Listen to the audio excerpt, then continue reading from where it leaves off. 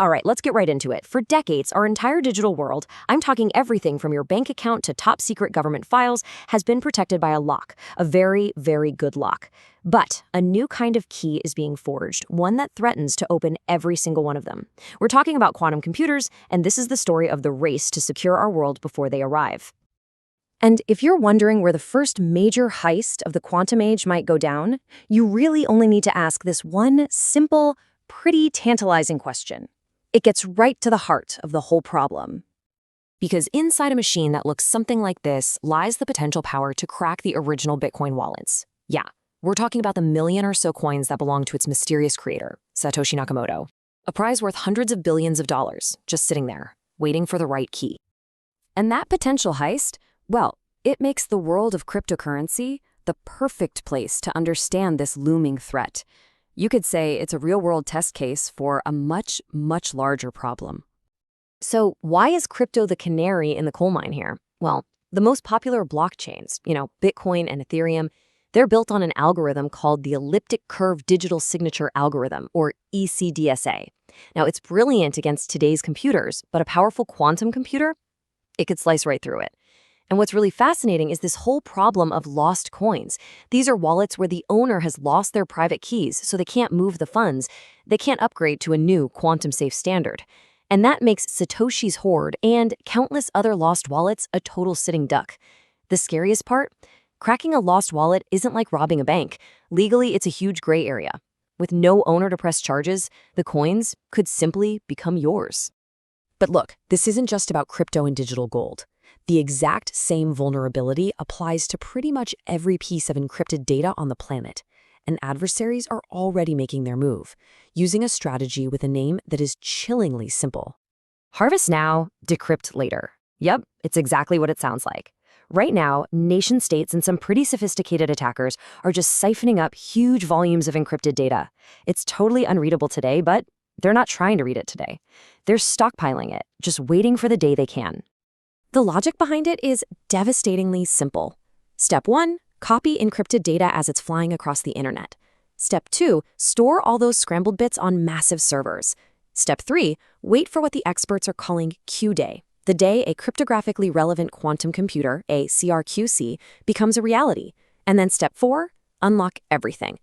Every secret from years ago is suddenly laid bare. And this is what really shows you the true scale of the threat. The data being harvested today isn't just financial info. It's your private conversations. It's a company's sensitive research. It's a nation's diplomatic cables and intelligence reports. The secrets of today are at very real risk of becoming tomorrow's headlines. Okay, so that's the threat. It's huge, it's already happening, and it affects basically everyone. The good news? The world's brightest minds have been working on a shield for years now. You see, this is not a last-minute panic. Way back in 2016, the U.S. National Institute of Standards and Technology, that's NIST, put out a global call to arms. They basically asked the world's cryptographers, hey, send us your best ideas for quantum-proof encryption. And you know what? The world answered. What happened next was this multi-year cryptographic bake-off. They started with 69 different candidates. After round of intense public attacks and testing, they whittled that number all the way down, eventually selecting the first batch of 4 new standards. It was a rigorous, totally transparent, and global effort to find the toughest algorithms out there. So the really crucial point is this. We have the tools. The standards for what's called post-quantum cryptography, or PQC, they're not theoretical anymore. The blueprints for the new locks are officially here. But, having the blueprints for a new lock is one thing. Replacing every single lock in the entire world? That's something else entirely.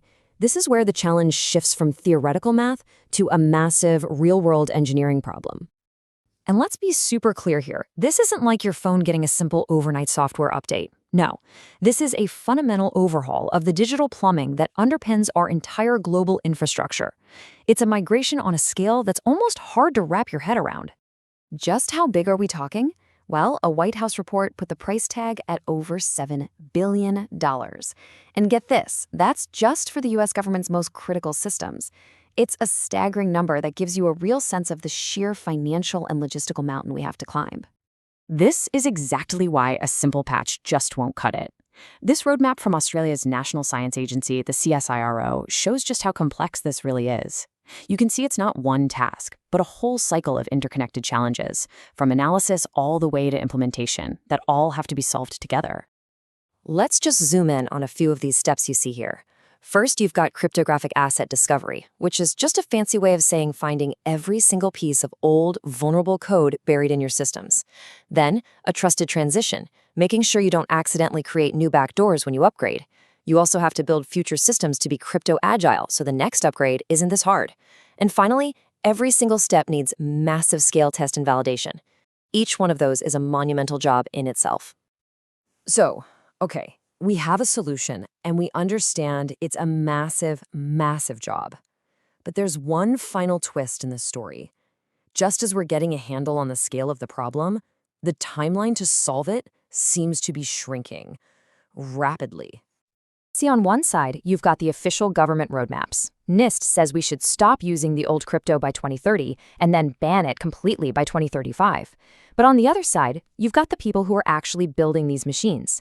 Experts point out that even conservative commercial timelines from companies like IBM are already ahead of those deadlines.